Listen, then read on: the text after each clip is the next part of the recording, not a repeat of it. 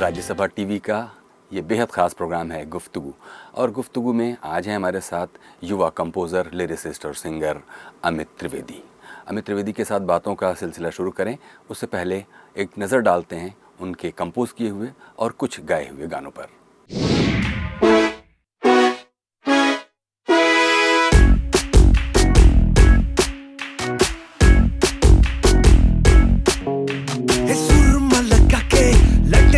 जाके हाथ जिया पे मल तेरे छज्जे के नीचे खड़े हैं बस गए जैसे दलदल।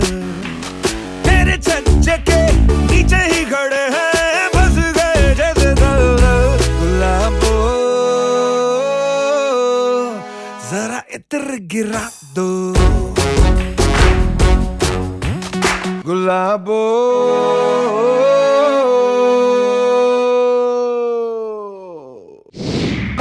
वेलवेट का कालीन सजा के लाखों बल्बों का झूमर फिट करवा के अंग्रेजी डीजे स्पीकर मंगवा के स्पीकर के नीचे वूफर सट लगवा के हाय हाय दिल तहजीब दिखा रहा था, गीत सुहाने गा रहा था।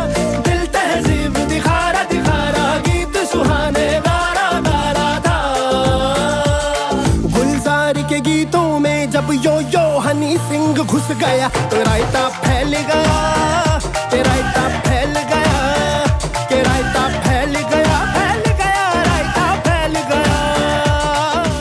रूठे ख्वाबों को मना लेंगे, कटी पतंगों को थामेंगे, रूठे ख्वाबों को मना लेंगे, छोटी पतंगों को थामेंगे। है जज्बा, है जज्बा, सुलझा लेंगे उलझे रिश्तों का मांझा। हाँ मांझा, हाँ मांझा, हाँ मांझा। हिलाते चल दी, टुक टुक तू कर दी, मेकअप तू कर दिया, अंग्रेजी पढ़ दी, गिट पिट तू कर दी, जिम्मे कोई न साडी विक्टोरिया, तू कंटी बिग बैन दी, पूरा लंदन ठुमकदा, ओ जदों नचे पैन दी, पूरा लंदन ठुमकदा, तू कंटी बिग बैन दी, पूरा लंदन ठुमकदा, ओ जदों नचे पैन दी, पूरा लंदन ठुमकदा।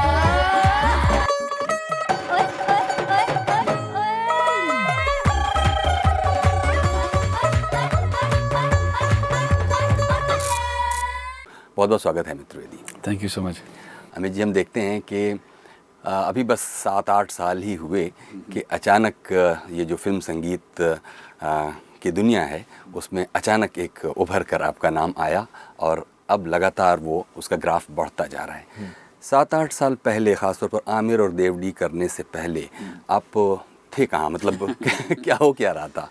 मैं बॉम्बे का ही पला बड़ा हूँ, मुंबई शहर का पला बड़ा लड़का हूँ। स्कूलिंग, कॉलेज सब यहीं किया है मैंने।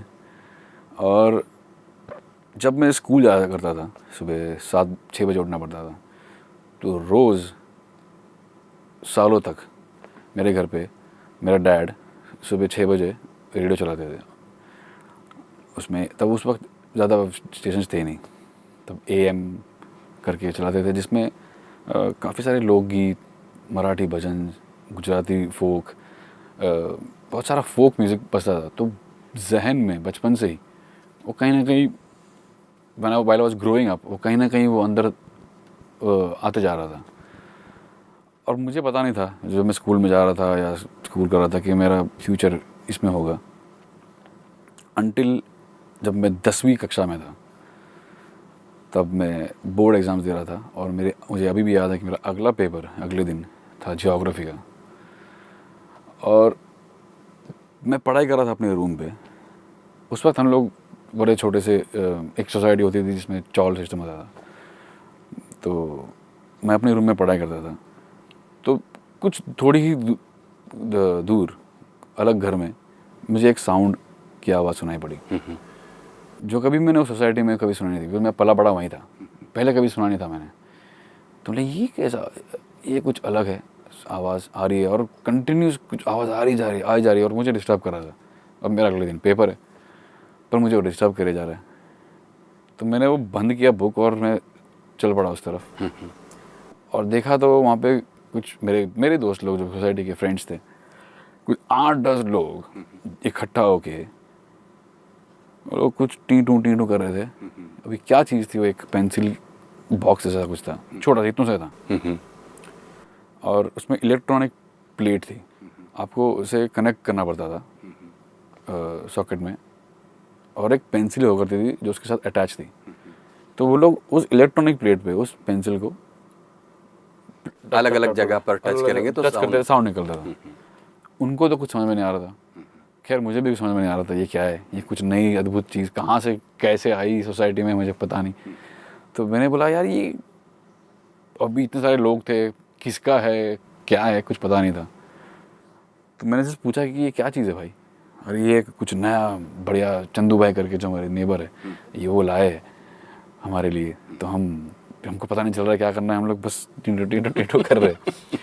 तो मैंने उनसे पूछा कि क्या मैं प्लीज़, अगर आपको एतराज़ ना हो, आप लोगों को तकलीफ ना हो, तो क्या मैं एक बार लेके देख सकता हूँ। तो यस डेफिनेटली, वो काइंड इनफ, उन्होंने मुझे वो दिया। मेरा ज्योग्राफी तो 9 प्लैनेट्स तो बाजू में रह गए और 7 सुर मेरे ज़िंदगी में वहाँ से आना शुरू हो गए। उस दिन कुछ दिनों बाद पेपर ख़त्म हो गया, बोर्ड एग्जाम्स ख़त्म हो गए, वैकेशंस आ गए। वैकेशन से जब से मेरे पास वो इंस्ट्रूमेंट आया, तब से मैंने उस पर दिन रात में सिर्फ I have to figure out कि कैसे ये वर्क करता है, ये क्या चीज़ है। पेंसिल से हिट कर रहा है, डो रे मी फा सो ला टी डो, ऐसे करके नोट्स भी लिखे थे उसमें, विच इज़ हिंदी में, इंडियन में उसको सारे का मैं पता नहीं सके थे। और ऐसे वाइट और ऐसे ब्लैक कीज भी होती थी, तो उस पर टच करो तो म्यूज़िक निकल रहा था बहुत खूबसूरत सा। तो मैंने अपने आप से फिगर आउट करना शुरू किया कि कैसे गाने बजाए जाते। और वो सर मानोगे नहीं, वो चीज़ जो मैंने शुरू की उस वक्त, वो एक वर्ड यूज़ करना चाहिए कि नहीं, पर मैं यूज़ कर लूँगा, वो कीड़ा जब से वो घुसा है अंदर, तब से आज तक बाहर नहीं आया। ये बात कर रहा हूँ मैं 20-22 साल पहले की। वो इतना ज़्यादा फैसिनेट कर गया मुझे वो चीज़, मुझे उसमें इतनी रुचि बढ़ गई मेरी उस चीज़ में कि मेरा यार ये बहुत कमाल की चीज़ है और बहुत मज़ा आ रहा है। और कहीं ना कहीं म्यूज़िक था अंदर। तो कुछ दिनों बाद मैंने और मेरे फ्रेंड ने डिसाइड किया कि हम लोग एक जैम करते, बैंड तैयार करते। तो वो ड्रम बजाता था, तो हम लोग ने 6 से 8 महीने तक अपने पॉकेट मनी, उसने भी मैंने भी, हम लोगों ने पॉकेट मनी इकट्ठा करके हमने डिसाइड किया कि छोटा सा कैशो लेंगे, जो उस वक्त मिलता था 1800 रुपये में। और उस वक्त 1800 रुपये बहुत बड़ी चीज़ थी हमारे लिए कि 1800 रुपये कहाँ से लाए। तो वो बहुत बड़ी बात थी उस वक्त के लिए। पर जो भी पॉकेट मनी मिलता था उसमें से बचा के पिगी बैंक में हम लोग जमा करते थे टिल द पॉइंट कि हम लोग 1800 तक टच ना करें। जिस दिन 1800 टच किया, हम लोग गए, एक छोटा सा कैशियो ख़रीदा, और उसके बाद पहला मैं उसको सीख के अपने आप ही सीख के गाने बजाने लग गया था। और जो गाने मेरी मॉम गाती थी, जो गुजराती फोक वो गाती थी, गुजराती गरबा गाती थी काफ़ी सारे, तो मैं उनके साथ वो बजाने लग गया। तो गरबा गाते गाते हमारे सोसाइटी में ही मैंने डांडिया के 9 डेज़, मेरा फ्रेंड ढोल पे था और मैं कैशियो पे था, बस हम दोनों ने मिलके पूरे सोसाइटी को 9 दिन का पूरा प्रॉपर फेस्टिव, नवरात्रि का फेस्टिवल इतना बेस्ट दिया। पूरे साल, इतने सालों में कभी नहीं हुआ उतना बेहतरीन एक्सपीरियंस दिया हमने। और वहाँ से कॉन्फिडेंस बढ़ा, और फिर वहाँ से गाड़ी चल पड़ी इस कदर के मैं फिर बाहर निकलने लगा। फिर छोटा सा लेके बड़ा कीबोर्ड आ गया, बड़ा से लेके इतना बड़ा आ गया। फिर वहाँ से बाहर मैं काफ़ी शोज बाहर करने लगा। और पहला शो मैंने मुलुंड में किया, जिससे मुझे पहली बार ये बजा के पैसे मिले। तो मेरे डैड तो बड़े खुश हो गए, बोले यार ये तो अद्भुत हो गया, ये तो पैसे भी आ रहे। तो तब पहला 9 दिन का कुछ 15,000 उस वक्त मिला था। बहुत बड़ी बात होती थी उस वक्त, हम टाइम में 20 साल पहले, 18-20 साल पहले बहुत बड़ी बात थी उस वक्त। मेरे लिए तो बहुत थी, क्योंकि हम लोग बहुत ही सिंपल बैकग्राउंड से आते थे, चॉल सिस्टम में रहते थे, और क्या कहते हैं, लोअर मिडिल क्लास के ऐसे लेवल पे रहते थे, डैड कमाते थे सिर्फ। तो ये एज अ करियर ऑप्शन बनाना उस वक्त हमारे कंजर्वेटिव सोसाइटी में, किसी के भी दिमाग में या किसी के भी जहन में, हमारे एटलीस्ट आसपास के सोसाइटी में और मेरे रिलेटिव्स में ये सोच थी ही नहीं कि एक करियर ऑप्शन भी बन सकता है, इसको हम लोग करियर बना सकते हैं। एक्चुअली तो मुझे भी पता नहीं था, I just went with the flow, because मैं इसके प्यार में पड़ चुका था बहुत ज़्यादा, इतना हद तक कि मैं ऑब्सेस्ड हो चुका था। और उसके बाद ये प्लेस करते डांडिया के शोज करते करते एक शो में एक चंद्रेश शाह नाम के ऑर्गेनाइजर थे जो थिएटर करते थे, उन्होंने मुझे देख लिया और कुछ तो देखा उन्होंने मुझ में, कुछ पाक देखा कि कुछ देखा कि यार, उसने मेरे ऑर्गेनाइजर को बुलाया कि तेरे ग्रुप में ये बंदा है ना, इसमें कुछ है, क्या मैं इसको ले सकता हूँ? तो हाँ ले जाओ।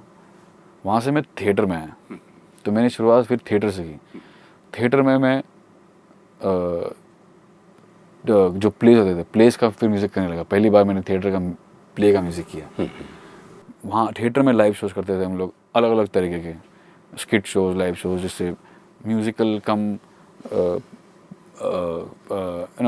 एक्टिंग भी हो रही है, स्किट हो रहा है, सब तरह तरह की चीज़ें। पीछे बहुत बड़ा सा स्क्रीन होता था, स्क्रीन में चीज़ें दिखाते थे हम लोग। इस तरह से कुछ नई नई चीज़ें हम लोगों ने शुरू की, आविष्कार की। और थिएटर में मैं काफ़ी 4-5 साल तक थिएटर में रहा, अराउंड 1998-99 से लेके अराउंड 2003-4 तक मैं थिएटर कर रहा था। 2003-4 में हम लोग उस थिएटर करते करते कुछ लोगों से मिले, दोस्तों से मिले। तो वहाँ से हम लोगों ने सोचा कि एक फ्यूजन बैंड बनाते हैं, बिकॉज ऐसे लोग थे उसमें। एक मृदंगम प्लेयर था, एक गंजीरा प्लेयर, घटम प्लेयर था, एक कर्नाटिक वोकलिस्ट था और एक गिटार प्लेयर था, और मैं तो कीज पे था ही। तो हमने सोचा कि क्यों ना एक फ्यूजन ग्रुप तैयार करें। तो 2004 में हम लोग ने वो बैंड फॉर्म किया फ्यूजन का, और हम लोग ने साथ में कई शोज़ किए, बहुत सारे शोज़ किए। और एक पॉइंट आया कि एक टाइम्स म्यूज़िक के A&R की नज़र हम पे पड़ी, हमारे म्यूज़िक पे पड़ी, और उनको हमारा म्यूज़िक बहुत अच्छा लगा। और तब पहली बार कुछ बड़ा हुआ हमारे साथ, और पहला एल्बम बाहर आया हमारा 2005 में, ओम द फ्यूजन बैंड करके। तो उससे भी और कॉन्फिडेंस बूस्ट हुआ, उससे भी और दिमाग के पुर्जे और खुलने लगे। और वहाँ से मेरी जंप की एडवर्टाइजिंग। 2004, 5, 6, 7 ये 4 साल मैंने पूरा वक्त एडवर्टाइजिंग किया उस बंदे के साथ, जिसका नाम अमार्त्य राव था, जो कंपोज़र था। हम लोग दोनों ने साथ में, जो मेरे बैंड का ही बंदा था, जब बैंड का गिटार प्लेयर था, हम लोगों ने डिसाइड किया कि we do advertising work together, because हमको घर भी चलाना है, रोजी रोटी भी लानी है। तो वी थॉट कि we'll jump into this area. I was okay, मैं तो I was always okay to jump into any place. और बीच में मैंने टेलीविज़न भी किया बहुत सारा, जब थिएटर हो रहा था, थिएटर के टेलीविज़न भी चल रहा था। तो ऐसे मैंने हर वो चीज़ की जो एक ग्रोइंग अप म्यूजिशियन को करनी चाहिए, चाहे वो लाइव हो, चाहे वो डांडिया हो, नवरात्रि हो, चाहे वो ऑर्केस्ट्रा हो, चाहे वो बैंड हो, चाहे वो टेलीविज़न हो, चाहे वो थिएटर हो, चाहे वो एडवर्टाइजिंग हो। मैंने वो हर क्षेत्र, हर एरिया में कहीं ना कहीं मैंने सक्सेस हासिल किया। और ये 2007 तक मैंने एडवर्टाइजिंग किया। और 2007 में एडवर्टाइजिंग करते करते मेरी मुलाकात शिल्पा राव से हुई। शिल्पा राव के साथ मैं फिर जैम करना शुरू किया, because she is a wonderful fantastic singer.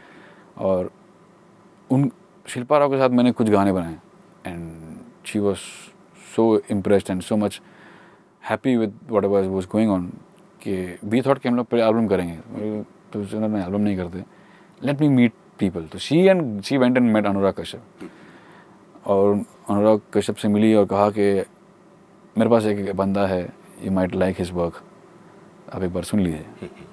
तो फिर मैं अनुराग साहब से मिला, 2007 जनवरी की बात है, और बस वहाँ से फिल्मी कारवां शुरू हुआ, क्योंकि उन्होंने मुझे तभी उसी दिन पहली मीटिंग में मेरा काम सुना, उनको बहुत पसंद आया, साउंड पसंद आया, और उन्होंने कहा, तब उनकी ब्लैक फ्राइडे रिलीज़ हुई थी और नो स्मोकिंग पे वो काम कर रहे थे। तो उन्होंने मुझे उसी वक्त ब्रीफ दिया कि ऐसे कोई एक फ़िल्म कर रहा हूँ, इसका नाम देवडी है और उसमें कुछ 12-15 गाने होंगे और ये ब्रीफ है। तो बस वो ब्रीफ लेके मैं चल पड़ा घर। 6 महीने तक मैंने उनको फ़ोन नहीं किया, 6 महीने तक काम करता रहा, और 6 महीना फरवरी में मैं उनको मिला, ये ब्रीफ लिया, और सीधा अगस्त में उनको फ़ोन किया कि सर मैं बीच में गायब था, सॉरी, बट मैं गायब इसलिए था क्योंकि मैं ये कर रहा था, तो मैं रेडी हूँ, आप अगर अभी भी वक्त मिले तो आप आ सकते हैं। तो वो और विकास बहाल साहब साथ में दोनों आए। विकास बहाल साहब उस वक्त UTV स्पॉट पर में काम करते थे। वो लोग आए, स्टूडियो आए, और मैंने बहुत ही नर्वस एनर्जी से, बहुत ही टेंशन में मैंने सारे गाने की फिंगर्स क्रॉस करके उन्हें गाने प्ले करना शुरू किए कि पता नहीं क्या होगा, गाली देंगे, बोलेंगे क्या बकवास बजा रहा है, क्या चल रहा है। मैं हर तरीके के सवाल और मन में उठ रहे थे, जब तक मैंने प्ले नहीं किया। ऐसा प्ले बटन दबाया, गाना ख़त्म हुआ, उन दोनों का चेहरा देखा, रिएक्शन देखा, they were blown out of the head. And मैं तभी जाके फिर एक के बाद मैं कुछ 5 या 6 गाने बजाए, प्ले किए, और सर ने बोला ये 6 के 6 मुझे दे दे, और वो आज 6 के 6 DVD फिल्म में है, सारे के सारे गाने। तो इस तरह से शुरू हुआ। तो बातचीत के इस हिस्से में 2 एक छोटे सवाल छूटे रह गए हैं, उनको पूछ लूँगा, उसके बाद फिर एक ब्रेक लूँगा। एक तो ये बताइए कि आपके पिता क्या करते थे? मेरे पिता एक्फा नाम की एक कंपनी हुआ करती थी जो कैमरास, बैग्स वगैरह बनाती थी उस वक्त, उसमें वो एडमिनिस्ट्रेटर थे, और माता जी भी मेरी उसी कंपनी में काम करती थी, दोनों साथ में काम करते थे उस वक्त। और आप लोग भाई बहन कितने? मेरे 2 बहनें। आप और 2 बहनें? 2 बहनें। आप कै नंबर पे? मैं लास्ट नंबर पे। मेरी दोनों बड़ी बहनें हैं। और इस तरह आपने पढ़ाई पूरी क्या कर डाली? ग्रेजुएशन कैसे तो भी मैंने कंप्लीट की, क्योंकि 10वीं, वैसे मैंने कहा आपको, 10वीं के बोर्ड एग्ज़ाम के बाद ही मुझे ये चीज़ इतनी फैसिनेट करने लगी कि मैं 11वीं 12वीं मतलब ग्रेजुएशन मुझे समहाउ कंप्लीट करना था कैसे तभी। बस मैंने वो भी किया, पर साथ साथ में मैंने ये इस पे ज़्यादा जोर डाला मैंने, जिससे मुझे पता नहीं था कि मैं किस दिशा जाएगा मेरा करियर, मेरा लाइफ, बट मैं I was blindly going and just going with the flow of life and the love of music that I had. तो अमित अभी बातों का ये सिलसिला जारी रखेंगे, एक ब्रेक लेंगे। बिल्कुल। अभी वक्त है छोटी सी ब्रेक का, ब्रेक के बाद हाजिर होते हैं और बातें जारी रखते हैं म्यूज़िक कंपोज़र, लिरिसिस्ट और सिंगर अमित त्रिवेदी के साथ।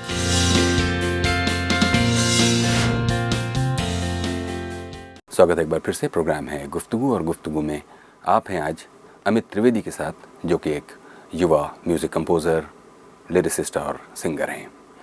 अमित जी, जबकि आपने इस पूरी ब्रेक से पहले जो आपने जर्नी बताई, उसमें कहीं हम सीखने वाला सिलसिला आपका नहीं देखते हैं कि आपने कहीं सीखना मेरे शायद नसीब में था नहीं, समय वो था नहीं, बिकॉज मैं एक्चुअली बहुत ज़्यादा सेल्फ थॉट हूँ। बहुत कुछ सीखा है मैंने सुन के, बहुत कुछ सीखा है मैंने लोगों को देख के, काफ़ी सारे performance bands, Indian artist, international artist, ये सारी चीज़ों का एक्सपोजर काफ़ी रहा है मेरे लाइफ में, जिसकी वजह से मैं बहुत ज़्यादा सीख पाया हूँ। बट हाँ, मेरे गुरु थे। इस 6 महीने में एक विकास नाम के कीबोर्ड प्लेयर के साथ उनके पास सीखता था। फिर मैं ग्रेजुएट हुआ, मैंने थोड़ा और आगे मैंने जैज़ और क्लासिकल सीखना शुरू किया ज़ेवियर फर्नांडिस सर के पास। पर वो ज़्यादा दिन तक टिक नहीं पाया, क्योंकि हमेशा ऐसा होता था कि मैं सीखने के एकदम पीक पे पहुंचता था, और कहीं ना कहीं सर को उनका टूर आ जाता था, तो 3 महीने के लिए वो कहीं टूर पे चले गए। और ज़ेवियर फर्नांडिस के साथ में तब वो तो 1 साल के लिए ऑस्ट्रेलिया चले गए। और फिर मैंने काफ़ी सर और टीचर्स ढूंढना शुरू किए। फिर मैंने और भी कई लोगों के पास गया। फिर एक नेविल धनुकर के थे, उनके पास में 1 महीना था, पर उनके साथ मेरा इक्वेशन इतना बढ़िया हो गया कि वो स्टूडेंट टीचर रहा नहीं, फिर हम साथ में काम करने लगे। तो सीखना वो भी बाजू में रह गया, पर हम लोग काम साथ में करने लगे। इस तरह से कुल मिला के कुछ 5-6 टीचर्स ट्राई किए मैंने ट्राई किया अपने हिसाब से, पर कहीं ना कहीं वो नसीब में था नहीं कि मैं फुल प्लेजेड सीख पाऊँ। 3 महीने मैंने हिंदुस्तानी क्लासिकल किया, और हिंदुस्तानी क्लासिकल 3 महीने कर पाया क्योंकि जिस टीचर के पास था वो सर ब्लाइंड थे, और 3 महीने बाद आफ्टर फ्यू मंथ्स उनकी तबीयत कुछ ठीक नहीं रही, तो उन्होंने भी सिखाना बंद कर दिया था।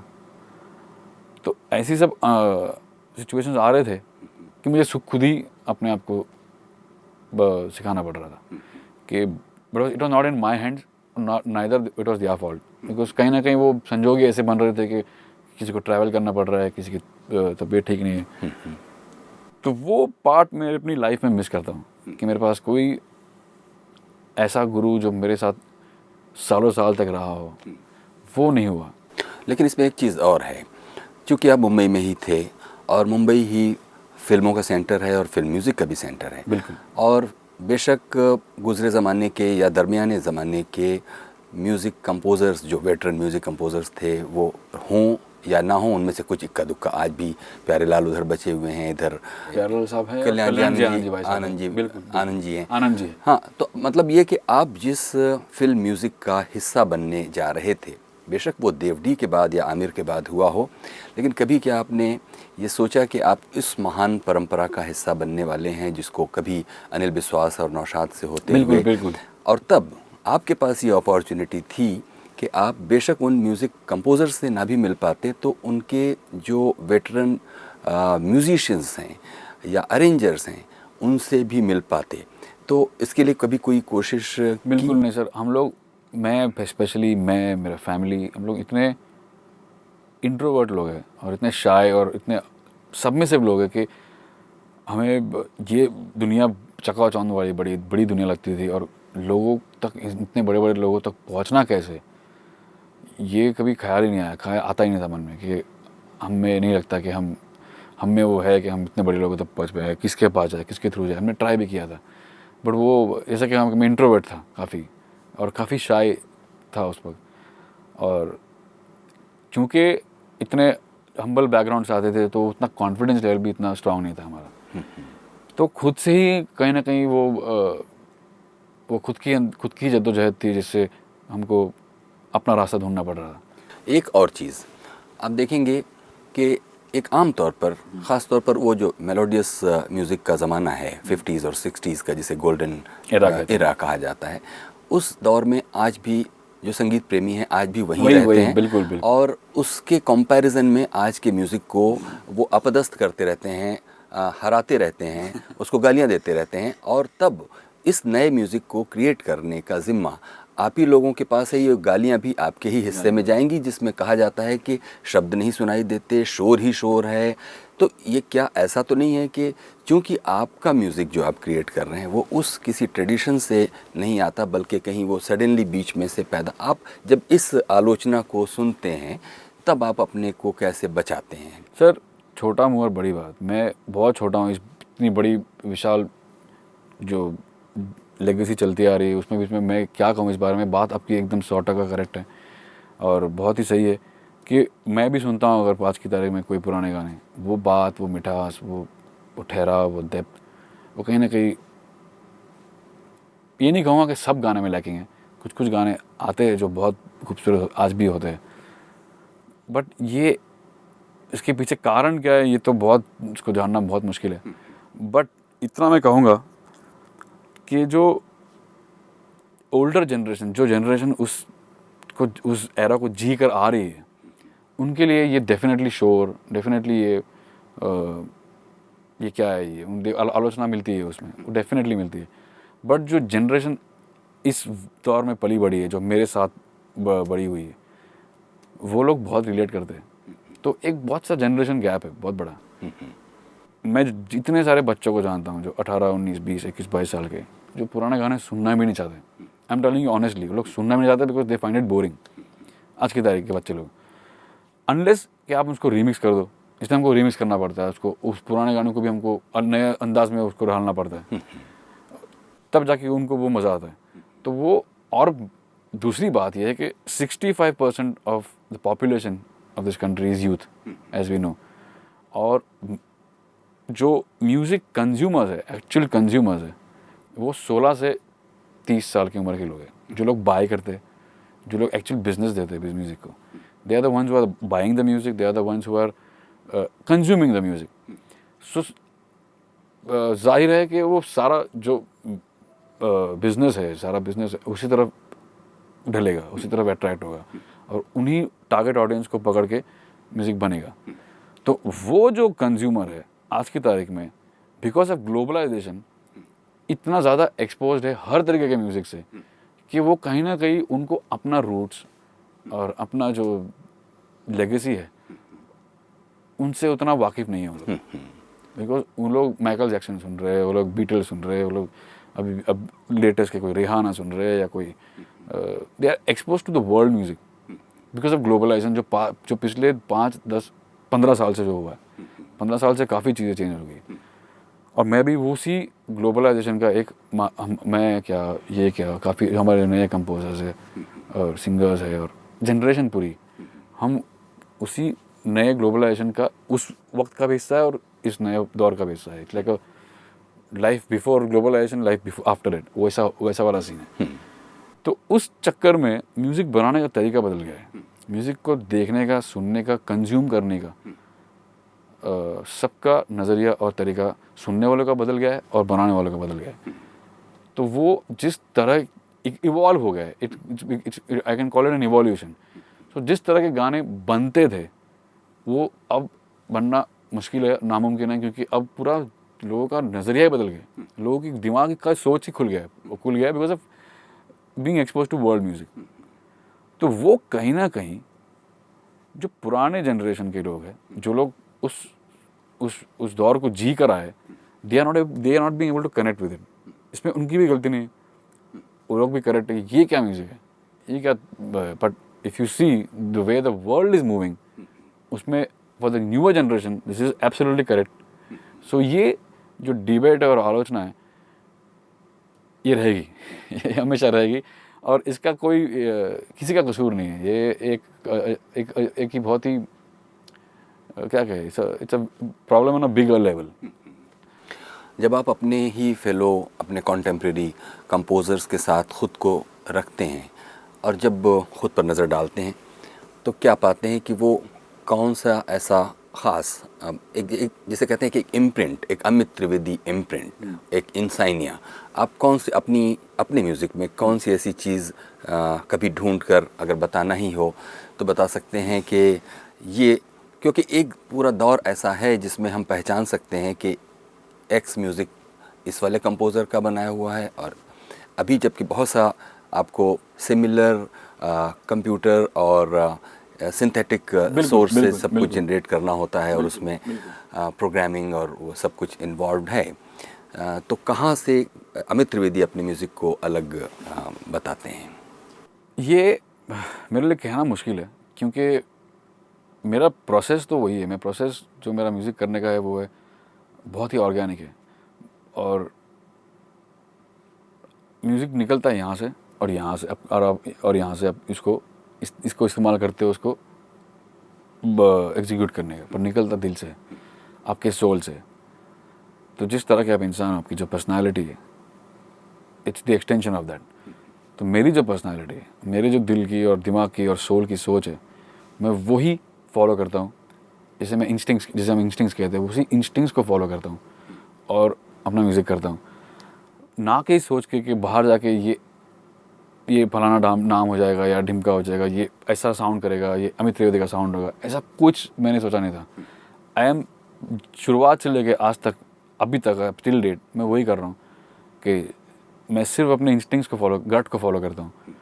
और कहीं ना कहीं ऊपर वाले का करम है, मतलब शुक्रगुजार हूँ कि वो मेरा गट और इंस्टिंक्ट्स सही जगह पे बैठे. आज तक काफ़ी सारा काम अप्रिशिएट किया गया है, काफ़ी सारा काम को सराहा गया है और कई लोग मुझे आके कहते भी है कि वो मेरे लिए बहुत बड़ी अचीवमेंट है, उपलब्धि है कि यार हम बहुत सारा सुनते हैं पर हमको मालूम पड़ जाता है कि अमित त्रिवेदी का एक साउंड है, एक ही अमित त्रिवेदी चल रहा है. तो वो भी अपने आप में एक अचीवमेंट है. बट वो कोई कॉन्शियस डिसीजन से या मैंने कोई बैठ के मैंने सोचा था कि मुझे ये ऐसा करना है. It is just me, it's my personality. And I am only following my instincts, बस उसी का उसके चलते ही ये हो रहा है जो हो रहा है। और आप ये भी देखेंगे अमित के बहुत सा एकॉस्टिक्स जो म्यूज़िक था, जो एक ह्यूमन टच और ह्यूमन स्पेशलिटी रिप्रेजेंट करता था, अब वो धीरे धीरे एक इस ख़ास तरह की म्यूज़िक मैन्युफैक्चरिंग प्रोसेस में वो ख़त्म होता जा रहा है, और उसमें पार्टिसिपेशन, नंबर ऑफ़ पीपल, जो क्रिएटिविटी, इमेजिनेशन, वो सब धीरे धीरे ख़त्म होता जा रहा है। तो इस सिलसिले में ये बातें तो आपने सुनी ही होंगी कि किस तरह से कभी शंकर जयकिशन या एस डी बर्मन या ओ.पी. नैयर बड़े बड़े ऑर्केस्ट्रा और बड़े बड़े म्यूजिशियंस के साथ बैठकर सिटिंग किया करते थे, जबकि अभी आपके लिए वो शायद 1 या 2 या 3 लोगों के एक एफर्ट का हिस्सा होता है। बिल्कुल।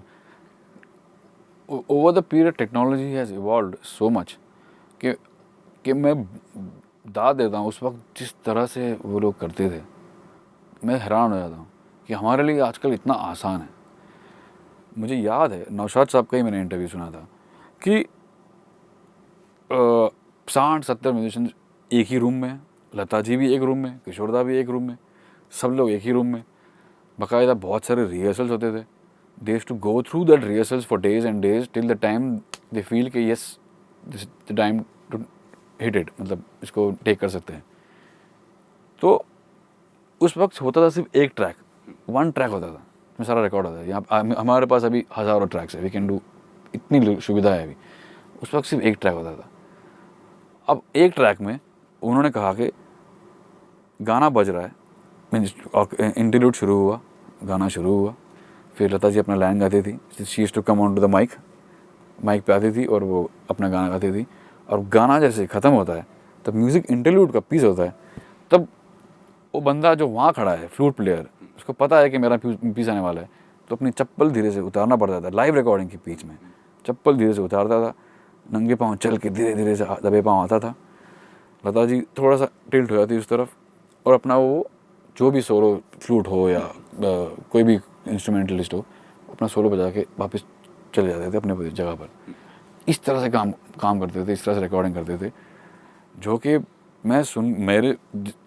हमारे जनरेशन को सुन के ही हम हिल गए कि हम तो ये कभी कर ही नहीं पाएंगे, क्योंकि हम लोग उस कंडीशनिंग से नहीं आए। हमारे वो उस तरह की कंडीशनिंग है कि हम जब से इस फील्ड में आए, हमारे सामने ये सब पड़ा, हमारे लिए ये सुविधाएं सारी पड़ी है। हम कट टू वहाँ से लेके आज इस दौर पे है कि मैं अगर किसी एक म्यूजिशियन, एक फ्लूट प्लेयर को रिकॉर्ड करना चाहता हूँ जो बैठा है सैन फ्रांसिस्को में, मुझे सिर्फ एक मेल डालना है, एक ट्रैक मेल करना है और उसको ब्रीफ देना है, this is the track, this is the टक टक टक। वो वहाँ से मुझे within 1 day I can send it, I can send another guy. Guitar player में यूके से ले सकता हूँ, एक ड्रमर में बहरीन से ले सकता हूँ, and I can create a track like this anytime at my convenience, at my time, easy time मिलता है। इतना easy हो गया है अभी, from there to there technology ने इतना evolve कर दिया है कि it's amazing।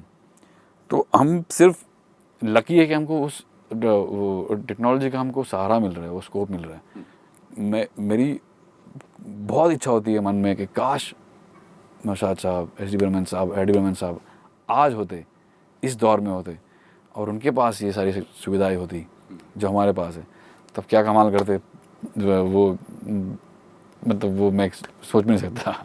फिल्मों के बारे में कहा जाता है कुछ, मतलब अभी हाल तक फिल्म मेकर से शिकायत किया करते थे कि हमको एक DVD दे दी जाती है और कहा था इसको देख लो और इसी तरह की फिल्म होगी। फिल्म के बारे में, म्यूज़िक के बारे में पूछता हूँ कि क्या उसमें भी कुछ इस तरह का प्रेशर या इस तरह का रिकमेंडेशन या इस तरह का पुश कहीं से, क्योंकि इस सवाल का जो सेंट्रल कंसर्न है वो ये है कि गाना होगा हिंदी में, बेशक आप बनाएं या आपके कोई फेलो म्यूजिशियन बनाएं, म्यूज़िक कंपोज़र होगा वो हिंदी में, शब्द उसके हिंदी में होंगे, लेकिन गाया वो अंग्रेज़ी या किसी दूसरी भाषा की तरह होगा, यानी कि उसका कहीं कोई रेफरेंस किसी दूसरी। मैं आपको ये इस करेक्ट बोल रहा हूँ। जहाँ तक मेरा करियर का सवाल है, जहाँ से मैं आया हूँ और आमिर से लेके आज मैं शानदार कर रहा हूँ, रेफरेंस एक सिचुएशन होती है, डायरेक्टर आते हैं, उनका एक ब्रीफ होता है, एक स्क्रिप्ट पढ़ते हैं हम लोग, स्क्रिप्ट पढ़ने के बाद समझ में आता है कि किस दुनिया की फ़िल्म है। फिर हम उस फिल्म की दुनिया में घुसते हैं, फिर डायरेक्टर साहब आते हैं और अपना विज़न शेयर करते हैं कि किस तरह का फिल्म वो बनाना चाह रहे हैं और किस तरह का म्यूज़िक वो चाह रहे हैं और उनका विज़न क्या है म्यूज़िकली। तो ज़्यादातर तौर पर आज की तारीख में जितने भी फिल्म मेकर्स हैं, इस सारे फिल्म मेकर्स मैक्सिमम रेफरेंसेस देते हैं वेस्टर्न के और अंग्रेज़ के। कोई भी आज तक मुझे एच डी बर्मन साहब का या आर डी बर्मन साहब का या मैंने कोई पुराने दौर के गाने का रेफरेंस आज तक मैंने तो नहीं सुना। कोई इंटरनेशनल बड़े आर्टिस्ट का ही रेफरेंस मिलता है हमें कि इस तरह का म्यूज़िक बनाना है। तो जब वो रेफरेंस पॉइंट ही वो है तो ऑब्वियसली आप उसी दिशा में जाओगे। तो इसलिए मैं बोला ना, अब जो ग्लोबलाइजेशन की वजह से सब चेंज हो गया और बहुत ही रेयर होता है कि आपको रेफरेंस मिलता है पुराने गानों का। जैसे कि मुझे मिला था पिया तो से नैना लागे रे, पहली बार मैंने वाह, एच डी बर्मन साहब का गाना आपको रेफरेंस दे रहा है मुझे, और वो उसके वजह से सवालू पैदा हुआ। सवालू brings you back to that world. It brings you that gives you the feeling of that quintessential old Bollywood beautiful music. क्योंकि मुझे हमें रेफरेंस वो दिया गया था, तब तक वो रेफरेंस हमको नहीं मिला था। तो वो फिल्म मेकर्स का भी वो योगदान है उसमें कि वो अपनी फिल्मों का, बिकॉज वो एक्सपोज है इतना इंटरनेशनल सिनेमाज है, वर्ल्ड सिनेमाज है आज की तारीख में, और तो वो चाहते हैं कि अपने म्यूज़िक को भी, अपने सिनेमा को भी उसी लेवल पे या उसी जगह पे देखना चाहते हैं। तो इसलिए वो सारा चीज़ बदल गया। मैं बोला ग्लोबलाइजेशन की वजह से सारा चीज़ बदल गया। देखिए अमित, बदल कुछ भी जाए लेकिन बदलना वो अच्छे के लिए चाहिए। आप ग्लोबलाइजेशन की बात कर रहे हैं, होता क्या है कि अगर ह्यूमन एफर्ट ने किसी आर्ट को किसी ऊंचाई तक पहुंचा दिया तो अब हमारी जिम्मेदारी है कि हम उसको उससे आगे ले जाए। बिल्कुल बिल्कुल। अब मैं आपसे एक दूसरी बात कहता हूँ, ख़ास तौर पर सिंगिंग के साथ इस बात को देखेंगे, क्योंकि आप कंपोज़र एंड पर बैठे हुए हैं, आप सिंगर भी हैं, अलग बात है। लेकिन जब आप ये देखते हैं कि आपने कोई लाइन किसी सिंगर को दी, तो उसमें कोई ऐसा सिंगर भी हो सकता है जिसके पास वो विगर की बात कर रहा हूँ कि मतलब सुरों को सस्टेन कर पाना, एक सर्टेन रेंज तक ले जाना, वो रेंजेस अब धीरे धीरे आप पाएंगे। क्यों कि जो चीज़ आप वहाँ नहीं कर पा रहे हैं मतलब सिंगर स्मूथ में, वो आप यहाँ पर कर सकते हैं। मतलब आपके पास तरह तरह के इफेक्ट जनरेटर्स और करेक्टिव मेजर्स और वो सारी चीज़ें हैं। तो वो जो एफर्ट आप हर गुजरते दिन के साथ एज अ सिंगर आप नए चैलेंजेस लेते हैं और अपने आप अपना वो विगर दिखाते हैं, वो आपको नहीं लगता कि इस जगह पर बैठकर, कंपोज़र की कुर्सी पर बैठकर, जबकि कान में आपको वो सुर और उसका करप्शन साफ साफ सुनाई देता है? सर मैं ये आपकी बात पूरी तरह से सहमत नहीं हूँ, क्योंकि हर कोई सिंगर ऐसा नहीं है। ऐसे कई सारे सिंगर हैं जो बहुत बेहतरीन है, जो बहुत बेहतरीन टैलेंट है, और जब भी वो माइक पे आते हैं ना, जिस तरह से वो गाते हैं ना, गाना, उनकी आवाज़, उनका फील, गाने को जिसे जीते हो, ऐसे कुछ चंद सिंगर्स हैं आज की तारीख में जो बखूबी माशाअल्लाह बहुत ही बेहतरीन है।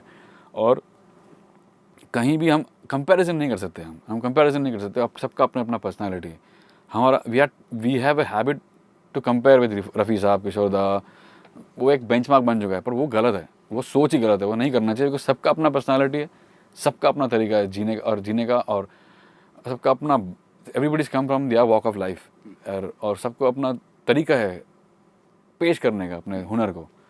तो उस रेल्म में भी जो कुछ सिंगर्स है आज की तारीख में, जैसे कि सोनू निगम हो गए, एक अरिजीत सिंह है आज, सुनिधि चौहान है, श्रेया घोषाल है, सुखविंदर साहब है, के है, फिर कुछ नीति मोहन है, ऐसे कुछ सिंगर्स है जो लोग बहुत ही कमाल है सर, बहुत ही कमाल है। माइक पे आते हैं, आपके होश उड़ा देंगे वो लोग। ऐसे भी है जो लोग नहीं है, जो लोग टेक्नोलॉजी का इस्तेमाल कर रहे हैं, और ऑटो ट्यूनर है आज की तारीख में, मेलोडाइन है, और बहुत सारे इफेक्ट्स है जिससे आपको बहुत सी चीज़ें ढकी जा सकती है। बट ये वो उन सिंगर्स के लिए जो लोग या तो फुली प्रिपेयर्ड नहीं है, या उनमें शायद टैलेंट है नहीं, पर वैसे बहुत लोग हैं जिनमें टैलेंट नहीं है, पर पर उनको लगता है कि उनमें टैलेंट है and they still want to struggle and try. मतलब they are hitting on a dark. बहुत से लोग ऐसे जो डार्क स्पॉट पे हिट कर रहे हैं. First you need to know within yourself, are you that capable, are you that talented. तो वैसा नहीं है, वैसे लोग बहुत ज़्यादा हो गए, तो उसके वजह से माहौल ख़राब हो गया. उसके वजह से ऐसा लगने लगा है कि सब ख़राब है और आज का म्यूज़िक ख़राब है, और ऐसा लग रहा है कि सब सिंगर्स को भी आज आसानी से टूल मिल गए और ईजीली कर रहे हैं. बट नहीं है, ऐसे बहुत से मेहनती और बहुत सी ऐसे कमाल के आर्टिस्ट आज भी है जो लोग, मतलब ये तो मैंने जो नाम लिए वो है, और भी कहीं है. रेखा भारद्वाज जी है, शुभा मुदगिल जी है, सब बहुत से सिंगर्स हैं. That's why they are superlative. हाँ, ये अलग बात है कि बहुत से लोगों को सिंगर आज की तारीख में बना दिया गया है टेक्नोलॉजी ने. उनका नाम नहीं लेना चाहूँगा, जो भी है वो, पर उनकी लाइफ कितनी है सर, देख लोगे आप. वो दैट्स यूनिवर्सल लॉ. वो कहाँ तक जाएगा, एक पॉइंट के बाद वो ख़त्म हो जाएगा. जो रियल है, जो जेन्युइन है, जो प्योर है टैलेंट, वो हमेशा शाइन करेगा और करता ही है. तो अमित, करीब करीब हम बातचीत के बिल्कुल आखिरी हिस्से में पहुंच चुके हैं, क्योंकि हमारा प्रोग्राम भी इसकी इजाज़त इससे आगे की नहीं देता. एक ख़ास तरह का जो सेक्सुअल असर्शन साउंड में आ रहा है, वो क्यों आ रहा है? मतलब देयर आर सर्टेन सॉन्ग्स जो बेशक उसके लिए आपको जो वो डांस वांस के लिए जो बनाए जाते हैं, उसमें क्या हम ये जो एरोटिक सिनेमा के साउंड के रेफरेंस आइटम से, सॉन्ग की बात करते हैं, आइटम के अलावा भी कुछ इस तरह के टिटिलेटिंग सॉन्ग्स में इसमें आपका भी तो कंट्रीब्यूशन मेरा नहीं है सर. आपका नहीं होगा? मेरा बिल्कुल नहीं है. मैं आपको बता दूंगा कि मैं अपनी फिल्मों को कैसे अप्रोच करता हूँ. मैं स्क्रिप्ट पढ़ता हूँ, फिल्म की दुनिया देखता हूँ, डायरेक्टर के साथ जैम करता हूँ, उसकी विज़न देखता हूँ, और जो फिल्म को ज़रूरत है, जो उस सिचुएशन को ज़रूरत है, मैं उसको पूरी जस्टिस देने की कोशिश करता हूँ. I give my 100% to that situation, चाहे वो सिचुएशन कोई भी हो. अब ऐसे भी कहीं फिल्म करते ऐसी सिचुएशन आई है, ऐसी फिल्में आई है कि जहाँ पर फिल्म के नैरेटिव में और स्क्रीन प्ले में वो ऐसा पॉइंट आता है जहाँ पर शायद ऐसा गाना करना पड़े, क्योंकि वो सिचुएशन है. अब अगर मेरे पास वो सिचुएशन सामने आती है, ये फिल्म मेकर कहता है कि ये सिचुएशन है आपके लिए और इस तरह का गाना करना है, मैं सडनली बीच में से फिल्म छोड़ सकता नहीं, ना मैं मना कर सकता हूँ. मेरा काम है करना. अगर करना है और उस सिचुएशन को निभाना है तो उसको 100% जस्टिस देना है. अब अगर कोई सिचुएशन है जिसमें सेक्सुअल अंडरटोन हो उसमें, तो I go all out. Then I go all out. लेकिन जैसा कि मैंने सिर्फ ऐसे कोई फिल्मों में नहीं किया है, पर एक फिल्म थी ऐसी जिसका नाम था अय्या, जिसमें वो फिल्म की रिक्वायरमेंट ऐसी थी, डायरेक्टर साहब की रिक्वायरमेंट ऐसी थी, इसलिए उस तरह का हम लोग ने वो अप्रोच लिया था उस फिल्म में. अदरवाइज मैं जब जितनी मेरी फिल्मोग्राफी आप निकाल लो, नहीं, उसमें ये बात नहीं है कि वो कोई सही है या गलत है, ये नहीं. वो तो हर आर्ट का कोई एक पॉइंट होता है जहाँ पर कोई चीज़ की ज़रूरत किसी को पसंद आता है, Exactly. किसी को नहीं. उसमें हम कोई वैल्यू जजमेंटल नहीं हो रहे हैं. लेकिन अगर कोई इसी एजेंडा के साथ चले कि ये चीज़ ऐसी है जो टिटिलेटिंग होगी और आसानी से पॉपुलर हो जाएगी और लोगों की ज़बान पर या कानों में चढ़ जाएगी, और इस एजेंडा के साथ अगर करो वो अलग बात है. अभी मैं क्या बताऊँ, वो है, कुछ लोग ऐसा करते हैं, उस तरह से सोचते हैं, और वो सही नहीं है कि सही है कि गलत है, ये कहना भी सही नहीं होगा, क्योंकि ऑडियंस भी है जो एक्सेप्ट करती है. ऐसे सुनने वाले हैं और ऐसे एक्सेप्ट करने वाले हैं, और ऐसे लोग हैं जो इसका मजा लेते भी है. तो ना बनाने वाले की गलती है, ना वो सुनने वाले की है, उनका बिजनेस चल रहा है उस तरह से. मैं क्या बताऊँ, मैं तो उस में बिलीव नहीं करता. मेरा बिलीफ है नहीं, मैं वो सब चीज़ में थैंकफुली मेरे पास ऐसा चीज़ें आती भी नहीं है. और ऐसे सिचुएशंस आए भी थे, मेरे पास ऐसे सिचुएशन आए थे कि मुझे करने को कहा गया था, मैंने वो फिल्म छोड़ भी दी है और मैंने वो गाने छोड़ भी दिए. बट इसमें मैं किसी का दोष नहीं दूँगा. ये दौर है, ये वक्त है, ये एक पास है जो कभी ना कभी थमेगा, और एक अच्छा दिन आएगा जब होपफुली फिर से वो गोल्डन एरा, मैं वेट कर रहा हूँ कि हमारा गोल्डन एरा है जिसमें मैं जीवित हूँ और मैं उसको एक्सपीरियंस कर रहा हूँ और मैं उस गोल्डन एरा का हिस्सा हूँ, और वो एक दिन आएगा. बहुत बहुत शुक्रिया अमित त्रिवेदी, आपने हमारे लिए इतना वक्त दिया. Thank you so much sir. Thank you sir. Lovely talking to you. Thank you. ये थे म्यूज़िक कंपोज़र, लिरिसिस्ट और सिंगर अमित त्रिवेदी। कुछ कहना चाहते हो गुफ्तगू के इस एपिसोड के बारे में तो आप हमें लिख सकते हैं feedback.rstv@gmail.com पर।